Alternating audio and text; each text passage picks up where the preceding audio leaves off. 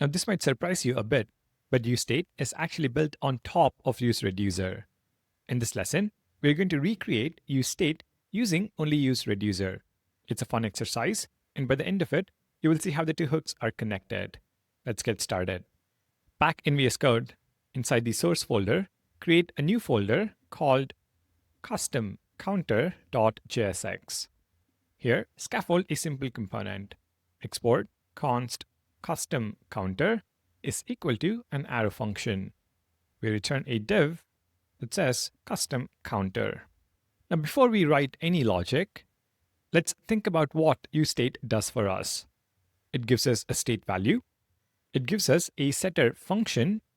And when we call that setter function, React updates the state and re-renders the component. We're going to recreate this behavior using useReducer. Inside the component file, import the hook. Import useReducer from React. Remember, we are trying to implement useState using useReducer. Now let's define our own version of useState. Const useState custom is equal to an arrow function, and this function will accept an initial value, just like useState does. Next, let's define the reducer function that will handle the state updates.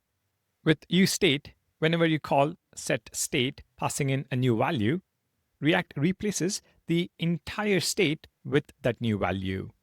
So our reducer doesn't need to do anything fancy. It should simply return the action as the new state. So const reducer is equal to a function. A reducer receives state as well as the action.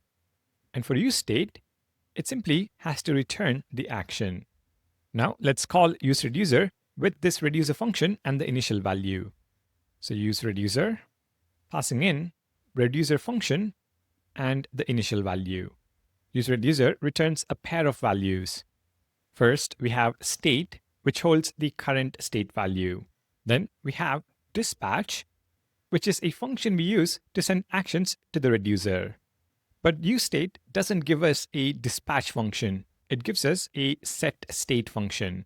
So let's create our own wrapper. Const setState is equal to, it receives a value, and we simply call dispatch, passing in that value. Now our useState custom function can return a pair of values, state and setState, just like the real useState. And there you go. We have just implemented useState using useReducer. Let's test it in the counter component. Invoke useState custom, passing in 0 as the initial value. It returns 2 values, and we can destructure using the array destructuring syntax. Count, set count. For the JSX, we will render a paragraph with count, and below the paragraph, we will render buttons to increment, decrement, and reset the count value. The first one is going to be increment with an onClick handler equal to an arrow function where we call setCount, passing in count plus 1.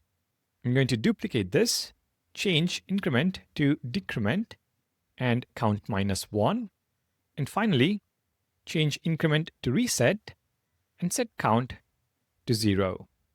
But you can clearly see that we use useState custom exactly like we would use useState. We pass 0 as the initial value and destructure the returned array into count and set count. Import this component into app.jsx. So import custom counter from /custom counter and render the component custom counter. Refresh the browser and test it out. Increment works, decrement works, reset as well. So far, our version of useState behaves exactly like the real useState. But we are not done yet. Remember that useState has a second capability. It lets us pass an updater function to the setter function. Right now, our version doesn't support that, so let's add it. Now you might be tempted to handle it inside setState. If type of new value is equal to function dispatch new value of state, else dispatch new value. But there's a problem. We're using the state variable, but that's the state when setState was created, and the state might become stale in future renders. A safer solution is to move this logic into the reducer itself. So if type of action is equal to a function, return action of state.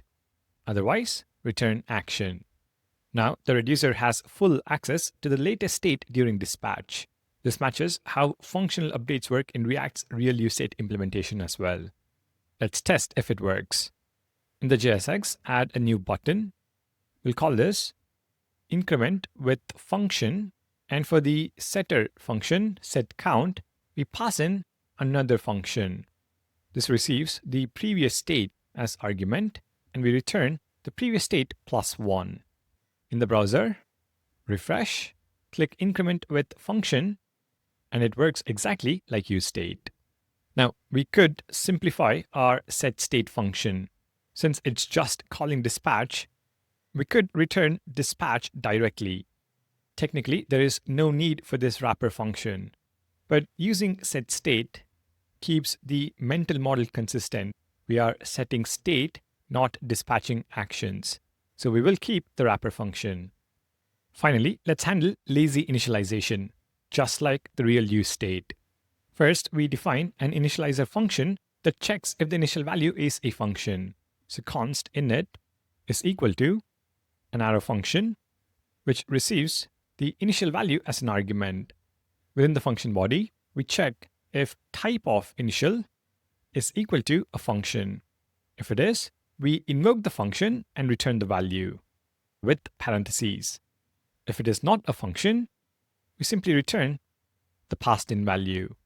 Now we pass init as the third argument to useReducer. Now our custom useState supports lazy initialization too. For example, we can define a new state called data that is an array of 100 zeros. So const data, set data, and this is going to be equal to useState custom, where we can pass a function as the initial value. We can have a console log statement, expensive computation, and return array of 100.fill 0. In the browser, refresh, and we can see the expensive computation logged once. The duplicate is because React's strict mode. But if we clear the console and increment or decrement, you can see the log statement doesn't reappear. It's one-time initialization only. So we have successfully implemented useState using useReducer. And guess what? We've just created our very first custom React hook. A custom hook is simply a JavaScript function that starts with the word use, calls one or more built-in React hooks, and returns reusable stateful logic. That's exactly what our useState custom function is doing. We will create many more custom hooks later in the course, and we will even learn how to structure and organize them properly. For now, it's enough to understand that you've already written your first one. To summarize what we've learned here, useState is really just a specialized version of useReducer, where the reducer always returns the action as the new state. If the action is a function, it calls it with the current state first, and the dispatch function is wrapped in a setState function for a nicer API. useReducer is the more fundamental hook. useState is simply a convenience built on top of it for the most common use case, replacing state with a new value. Please keep in mind that the actual React implementation has more optimizations and edge cases, but the core idea is the same. In the next lesson, we'll compare useState and useReducer more directly and talk about when you might choose one over the other.